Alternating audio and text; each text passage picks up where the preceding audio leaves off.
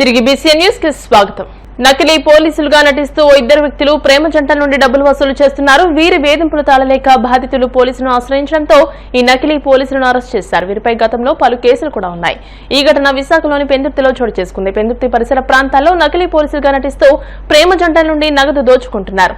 నిందితులైన Sivaprasad, Kandarapu Gopi police uniform ధరించి స్కూటీపై తిరుగుతూ beach లో ఉన్న ప్రేమ జంటలను పట్టుకుని మీపై కేసులు పెడతామంటూ బెదిరించి వారి నుండి డబ్బులు దోచుకున్నారు.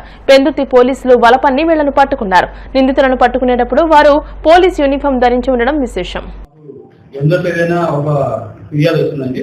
ఆ ఫిర్యాదు ప్రకారం ఏంటంటే దాంట్లో కంప్లైంట్ విజయనగరం చెందిన వ్యక్తి కోరట పేరన్న ఆయన గాజాక్లోని జాబ్ చేసుకుంటే 6వ తేదీన ఏం చేశారంటే తన 2 వీలర్ వెహికల్ మీద విజయనగరం బయలుదేరి వెళ్ళారు.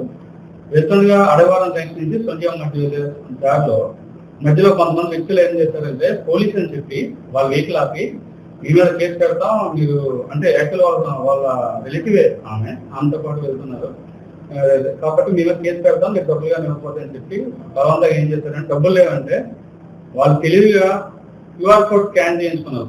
ఫోన్ పే చేయించుకున్నప్పుడు కోడ్ ఇచ్చారు. క్యూఆర్ కోడ్ స్కాన్ చేయించుకొని పేరులో ఈ సుమారు 9 o'clock అవుతున్నప్పుడు 6వ తేదీని. సో దాని మీద మా గవర్నమెంట్ సిపి గారికి ఆయన వెంటనే వాట్సాప్ మెసేజ్ చేయగా ఆయన ఆదేశం మేరకు మా సిపి ఆదేశం మేరకు వెంటనే దాని మీద కేసు ఇచ్చేయడం అనేది.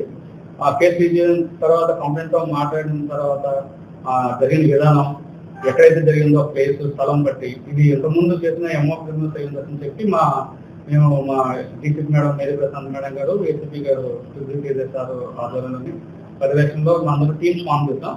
టీమ్స్ ఫామ్ చేస్తే ఎవరైతే ఇది హ్యాబిచుయేటెడ్ అవుతారో వీళ్ళు ఆల్రెడీ అలవాటు పడి ఉంటే వీళ్ళు దొరకడం కష్టం అని చెప్పి మేము కూడా వాళ్ళ కోసం టీమ్ ఫామ్ చేసినప్పుడు స్కాన్ చేస్తుంది డెబిట్ క్రెడిట్. ఏదైనా ఒక అమౌంట్ వెళ్ళేటప్పుడు ఒక డెబిట్ ఇంకో క్రెడిట్ అవుతుంది. సో మేము దీంట్లో ఫస్ట్ ఇనిషియేషన్ లో భాగంగా డెబిట్ అయిన అకౌంట్ నెంబర్ నుంచి వెళ్ళాం. డెబిట్ అయిన అకౌంట్ నుంచి రూట్ తీసుకెళ్తే క్రెడిట్ ఎక్కడైనా క్రెడిట్ అయిన అకౌంట్ నెంబర్ యొక్క మొబైల్ నెంబర్ తర్వాత ఫైనాన్షియల్ టెక్నికల్ గా వెళ్తూ వాళ్ళ యొక్క పాత ఏదైనా ఆర్డినరీ నెంబర్ వాడంటారు నుంచి లొకేషన్స్ ఆ బేస్ చేసుకొని మేము నిన్న రాత్రి మనకి దాంట్లో భాగంగా సరిపల్లి ఏరియాలోని మళ్ళీ అదే అటెండ్ చేయడం కోసం వాళ్ళని పట్టుకోవడం జరిగింది.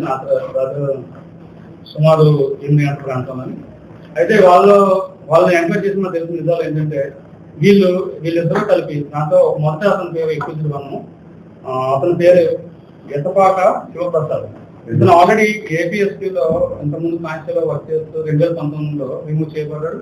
తర్వాత ఇలాంటి అఫెన్స్లే అదే ఏరియాలో దాని తరుణ పరిసర ప్రాంతాల్లోని చాలా చేసి సుమారు మనకి ఒక 10 కేసులు ఈ కేసుతో పాటు వేరే కేసులు కలిపి ఆడినారా ఒక 10 కేసెస్ ఇలాంటి చేస్తున్నారు. వాటిలో కూడా అరెస్ట్ రిమాండ్ వెళ్ళారు. కానీ తెలియదు అసలు ప్రతిసారి ఏం చేస్తారంటే వేరొకరిని ఎవరైనా ఎంగేజ్ చేసుకుని దొరుకుతుందని చెప్పి వాళ్ళ ద్వారా ఫోన్ పే ట్రాన్సాక్షన్ కానీ వాళ్ళు సహాయం చేసుకుని చేస్తారు. సో ఇదే క్రమంలో కే గోపి అనే అతన్ని వాడుతున్నారు. ఈ స్కానింగ్ అంతా కూడా అతని ద్వారా చేస్తున్నాడు. అమౌంట్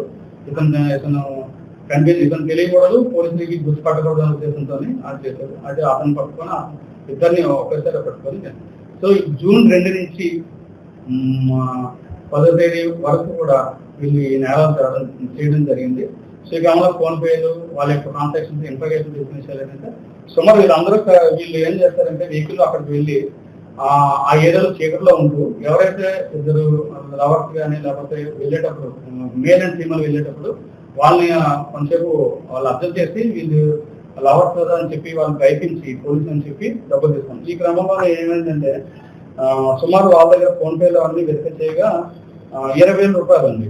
ప్రతి ఫోన్ పేలోని 22,000, 4,000, 3,000 అలా చేయించుకున్నాం. అంటే ప్రతి రోజుల్లో డబ్బులు లేవంటే వెంటనే అది చేస్తున్నారు కాబట్టి 20,000 రూపాయలు చేయించుకున్నాం. వాళ్ళ నుంచి మనం అఫెన్స్ చేయడానికి వాడిన స్కూటీ ఏదైతే ఉందో అది A1 దగ్గర నుంచి శివప్రసాద్ నుంచి సీజ్ చేయడం జరిగింది. వాళ్ళ మొబైల్ ఫోన్స్ కూడా సీజ్ చేస్తాం. ఏదైతే యూనిఫామ్ దీనికి వాడారో అఫెన్స్ కోసం యూనిఫామ్ కూడా సీజ్ చేస్తాం. వాళ్ళని రిమాండ్ పెట్టాం. ఒక్క సాకుతో సీనియర్ జర్నలిస్ట్ కొమ్మినేని శ్రీనివాసరావును జైలు పాలు చేశారని, ఎప్పటికైనా ధర్మం న్యాయం గెలుస్తుందని, కేసులో సరిగ్గా ఇదే జరిగిందని సీనియర్ న్యాయవాది పొన్నవోలు సుధాకర్ రెడ్డి అన్నారు. కొమ్మినేని అరెస్ట్ అక్రమమని, ఆయన్ని తక్షణమే విడుదల చేయాలని సుప్రీంకోర్టు ఆదేశించిందని అన్నారు. పాలకపక్షం మెప్పు కోసం పోలీసులు ప్రయత్నాలు మానుకోవాలని అన్నారు. సాక్షి ఆఫీసులపై దాడులు చేస్తే పోలీసులు కనీసం కేసులు పెట్టడం లేదని, ఈ అంశాలని సుప్రీంకోర్టు దృష్టికి తీసుకువచ్చామని పొన్నవోలు తెలియజేశారు. చూసుంటారు కొమ్మినేని శ్రీనివాసరావు గారు ఆ కేఎస్ఆర్ లైవ్ షోలో వారు ఆ లైవ్ షో కండక్ట్ చేసేదానికి వారి మీద వేట చేసి బంధించి అప్లై కానటువంటి సెక్షన్లు పెట్టి ఆయనకి వర్తించినటువంటి సెక్షన్లు పెట్టి వేధించి ఫైనల్గా జైలుకు పంపించి పైశాచిక ఆనందం పొందినటువంటి పాలక పక్షానికి ఒకటే చెప్తున్నా, ధర్మం న్యాయం ఖచ్చితంగా ఎక్కడో ఒక దగ్గర గెలుస్తుంది. ఒక్క మాట చెప్తున్నాను, ఇదే విధంగా బ్రిటిష్ పార్లమెంట్లో చర్చలు సెకండ్ వరల్డ్ వార్ జరుగుతుండగా చర్చలను కుసిరేస్తారు. యు ఆర్ లూజింగ్, మీరు సెకండ్ వరల్డ్ వార్ యుద్ధానికి ఇంగ్లాండ్ని పురిగొల్పారు, నేల మీద ఓడిపోతున్నాం, గాలిలో ఓడిపోతున్నాం, సముద్రం మీద ఓడిపోతున్నాం అని క్వశ్చన్ వేస్తే పార్లమెంటేరియన్స్ చర్చిల్ గారు ఒక సమాధానం చెప్తాడు, as we lose on the ground, we lose on the water, we lose in the air, but we will win in the heaven అని చెప్తాడు. ఒక్కొక్క దగ్గర ఓడిపోతున్నా కూడా మొక్కవోని ధైర్యంతో ఈరోజు సుప్రీంకోర్టుకు తీసుకొచ్చినటువంటి వైనం, కింద కోర్టులో న్యాయం జరగనటువంటి పరిస్థితి, 3 సంవత్సరాల లోపల శిక్ష ఉండేదాని ప్రతి అఫెన్స్కి 35(3) BNSS ఇవ్వాలి, 41A CRPC ప్రకారం ఇవ్వాలి. ఇట్లా చట్టం చాలా స్పష్టంగా చెప్పినా కూడా ఆ కేసుకి SC/ST యాక్ట్ జోడిస్తే గౌరవ మ్యాజిస్ట్రేట్ వారు దాన్ని తీసేయడం జరిగింది, డిఫమేషన్ సెక్షన్ తీసేయడం జరిగింది. వారి మీద నమోదైనటువంటి సెక్షన్స్ 4 సెక్షన్స్ కూడా 6 సెక్షన్స్ కూడా 3 సంవత్సరాల లోపల పనిష్మెంట్ శిక్షార్హమైనటువంటి కేసుల్లో కూడా మేము వాదనలు చాలా గట్టిగా వినిపించినా కూడా అర్నేష్ కుమార్ జడ్జిమెంట్ ప్రకారం అరెస్ట్ ఇల్లీగల్, 35(3) ప్రకారం నోటీస్ ఇచ్చి పంపించేయాలా, ఇది అరెస్టే ఇల్లీగల్ మేము వాదించినా కూడా అక్రమమైనట్టు అరెస్ట్ చేసి కోర్టు ముందర ప్రొడ్యూస్ చేసినా కూడా కోర్టు వారి దృష్టికి కూడా తీసుకుపోయినాం. మీరే 2 సెక్షన్లు తీసేశారు దీనికి అనువర్తించమని, కొరవ సెక్షన్స్ 3 సంవత్సరాల పనిష్మెంట్ కదా, అర్నేష్ కుమార్ జడ్జిమెంట్ ప్రకారం 35(3) ఇచ్చి పంపించేయండి అని చాలా దూరం వాదనలు వినిపించాం. చాలా వరకు మేము మా వాదనలు అప్ టు లంచ్ టైం పరిగణలోకి తీసుకోలేదా గౌరవ న్యాయస్థానం. అయినా అప్పటికే రిమాండ్ చేయడం జరిగింది. తర్వాత లంచ్ తర్వాత మమ్మల్ని ఆర్గ్యుమెంట్ చెప్పన్నాము, ఏదో చెప్పామనుకోండి. అయినా కూడా 3 సంవత్సరాల లోపల పనిష్మెంట్ సెక్షన్కి రిమాండ్ కొమ్మినేని శ్రీనివాసరావుని రిమాండ్ చేయడం జరిగింది. దాన్ని మేము చాలా సీరియస్గా పరిగణించి చట్ట పరిధిలో లేనటువంటి అంశం అని చెప్పి మొన్న పిటిషన్ ఫైల్ చేసి SLP ఫైల్ చేసి గౌరవ సుప్రీంకోర్టు దగ్గర ఈరోజు వాదనలు జరిగినాయి. వాదనలు జరిగితే సుప్రీంకోర్టు వారు చాలా స్పష్టంగా చెప్పి వారిని ఫోర్త్విత్ ఈ క్షణమే జైలు నుంచి రిలీజ్ చేయాలన్నటువంటి ఆర్డర్ ఇవ్వడం జరిగింది. కూటమి ప్రభుత్వం అధికారంలోకి వచ్చిన సంవత్సరంలోనే ఎన్నికల్లో హామీ ఇచ్చిన సూపర్ సిక్స్ పథకాలను ఒక్కొక్కటిగా నెరవేర్చుకుంటూ వస్తుందని టీడీపీ తాడేపల్లిగూడెం నియోజకవర్గ ఇన్ఛార్జ్ వలవల బాబ్జీ అన్నారు. కూటమి ప్రభుత్వం అధికారంలోకి వచ్చి ఏడాది పూర్తయిన సందర్భంగా ఎల్ అగ్రహారం పరిధిలో గల ఇందిరా కాలనీలో ఎన్టీఆర్ సేవా సమితి ఆధ్వర్యంలో సేవా కార్యక్రమాలు నిర్వహించారు. ఈ కార్యక్రమానికి ఎన్టీఆర్ సేవా సమితి వ్యవస్థాపక అధ్యక్షులు పఠాన్ వల్లి అధ్యక్షత వహించగా వలవల బాబ్జీ ముఖ్య అతిథిగా హాజరయ్యారు. ఈ సందర్భంగా ఆయనను ఎన్టీఆర్ సేవా సమితి ఆధ్వర్యంలో ఘనంగా సన్మానించారు. అనంతరం బాబ్జీ చేతుల మీదుగా వృద్ధులకు చీరలు పంపిణీ చేశారు.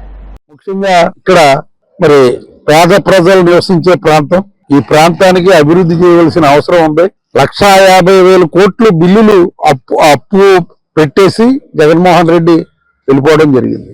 అవి క్లియర్ చేసుకుంటూ ఉన్నారు. మొన్న ఈ టిట్కో హౌస్లు మరి ఇలాగ ఉండిపోతున్నాయండి. మన ప్రభుత్వం వచ్చిన తర్వాత కూడా ఈ ఇబ్బందుల్ని కొనసాగిస్తే మనకి ఇబ్బందిగా ఉంటదంటే లేదు, నెక్స్ట్ వాటినే మనం పరిశీలించి వాటిని ఏం చేయాలన్నది చూద్దాం. ముందుగా చెప్పుకోవాల్సింది ఏంటంటే దీని మీద లోన్లు తీసుకున్న ఆ డబ్బులు కూడా వాడేసుకున్న పరిస్థితి జగన్మోహన్ రెడ్డి గారి గవర్నమెంట్ లో జరిగింది. ఏ ఎలక్షన్ తో అయితే చంద్రబాబు నాయుడు గారు ఇవన్నీ కట్టించి బడుగు బలహీన వర్గాలు కూడా ఒక ఉన్నత స్థితిలో చూడాలన్న ఉద్దేశంతో ఇంత అందంగా ఇక్కడ నిర్మాణాలు చేపడితే ఆ నిర్మాణాలు కుంటుపడిపోయే విధంగా ఎక్కడున్నది అక్కడే వదిలేసి ఆ పరిస్థితి దాన్ని నిర్విరాకారంగా తయారు చేసిన పరిస్థితి మరి జగన్మోహన్ రెడ్డి గారికే దక్కుతుంది. అలాగే మన శాసనసభ్యులు కూడా మొన్న ఇక్కడికి రావడం, ఇక్కడికి వచ్చి ఇవన్నీ పరిశీలించి వాళ్ళకి ఏమేం కావాలన్నది ఒక లిస్టు తయారు చేసి దాన్ని మున్సిపల్ కమిషనర్కి ఇవ్వడం జరిగింది. అతి త్వరలోనే ఈ కార్యక్రమాలన్నీ చేసి మీకు ఇబ్బందులు లేకుండా చేయడానికి ఒక ప్రణాళిక చేస్తామని చెప్పి తెలియజేస్తూ, ఈవేళ ఎన్టీఆర్ సేవా సమితి ద్వారా ప్రతి నెల కొంత వాళ్ళ కష్టపడిన సంపాదనలోంచి ఇలా పేద ప్రజలకి ఉపయోగపడే విధానంలో వెళ్తున్నందుకు మనస్ఫూర్తిగా వాళ్ళందరినీ కూడా అభినందిస్తూ, అలాగే ఎన్టీఆర్ మన ట్రస్ట్ ద్వారా కూడా ఎవరైనా వైద్యానికి క్యాన్సర్తో ఇబ్బంది పడితే మనం లెటర్ ఇస్తే ఆ లెటర్ ద్వారా వాళ్ళకి హైదరాబాద్లో చికిత్స జరుగుద్ది. అలాగే ఆరోగ్యశ్రీ కార్డు లేకపోయినట్లయితే ట్రీట్మెంట్ చేయించుకున్న తర్వాత ఆ బిల్లులన్నీ పట్టుకొస్తే అవి ముఖ్యమంత్రి సహాయ నిధిలో పెట్టి ముఖ్యమంత్రి సహాయ నిధి నుంచి మీకు చెక్కులు అందే ఏర్పాటు చేస్తాం. ఇది ఆల్రెడీగా జరుగుతుంది, నిరంతరాయంగా జరుగుతుంది. ఇది ఎందుకంటే పేద ప్రజల కోసమే ఈ కార్యక్రమాలన్నీ పెట్టడం జరిగింది. పెండింగ్ లో ఉన్న లెప్రసీ అలవెన్సులు తక్షణమే చెల్లించడంతో పాటు రాష్ట్ర ప్రభుత్వం ప్రకటించిన వాటికి జీవోలు విడుదల చేయాలని ఏఐటీయూసీ జిల్లా అధ్యక్షులు గుంటి వేణుగోపాల్ డిమాండ్ చేశారు. తమ సమస్యల పరిష్కారం కోసం ఆశా కార్యకర్తలు కడప కలెక్టరేట్ వద్ద చేపట్టిన రిలే నిరాహార దీక్ష 2వ రోజు కొనసాగింది. ఈ సందర్భంగా వేణుగోపాల్ మాట్లాడుతూ ఆశా వర్కర్ల పట్ల పాలకులు నిర్లక్ష్యం వహించడాన్ని తీవ్రంగా ఖండిస్తున్నామని అన్నారు. ఆశా వర్కర్లకు 62 సంవత్సరాలకు రిటైర్మెంట్ వయస్సు పెంచాలని అన్నారు. గ్రాట్యుటీ పెంపుదల చర్యలు చేపట్టాలని, మెటర్నిటీ సెలవులకు సంబంధించిన జీవోలు జారీ చేయాలని కోరుతున్నా పట్టించుకోకపోవడం దారుణమని అన్నారు. కడప జిల్లాలో ఆశా కార్యకర్తలకు ఉన్న సమస్యలు పరిష్కరించాలని డిమాండ్ చేస్తూ 2 రోజుల నిరాహార దీక్ష కార్యక్రమంలో భాగంగా 2వ రోజు ఈ నిరాహార దీక్ష శిబిరాన్ని శ్రామిక మహిళా ఫోరం జిల్లా కన్వీనర్ విజయలక్ష్మి గారు దీక్షా శిబిరాన్ని ప్రారంభించడం జరిగింది.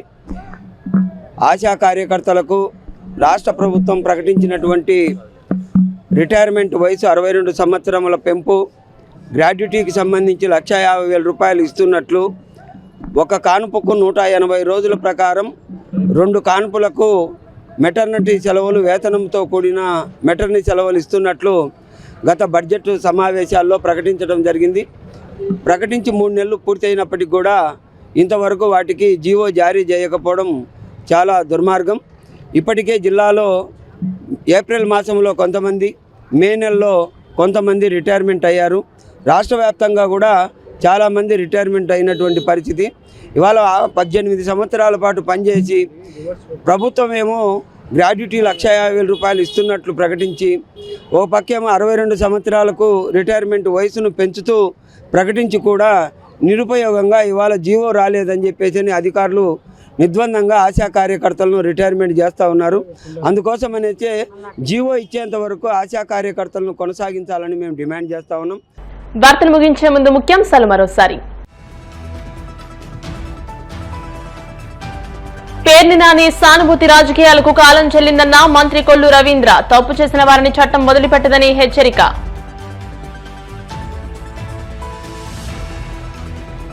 చంద్రబాబు ఏడాది పాలనంతా నియంత రాజ్యమే అన్న మాజీ మంత్రి సాకే శైలజానాథ్. రాష్ట్రంలో పోలీస్ వ్యవస్థ పూర్తిగా భ్రష్టు పట్టిపోయిందని ధ్వజం.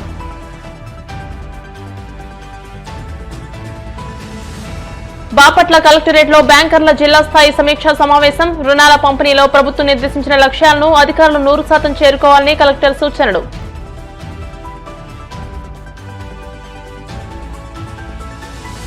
పెందుర్తిలో ప్రేమ జంటలను బెదిరించి డబ్బులు వసూలు చేస్తున్న నకిలీ పోలీసులు అరెస్ట్. నిందితులపై 15 కేసులు ఉన్నట్లు సిఐ సతీష్ కుమార్ వెల్లడి. ఈ వార్తలు ఇంతటితో సమాప్తం. మరిన్ని వార్తల కోసం BCN digital YouTube channel, Facebook page ని ఫాలో అవ్వండి. అప్డేటెడ్ వార్తల కోసం ప్లీజ్ సబ్స్క్రైబ్.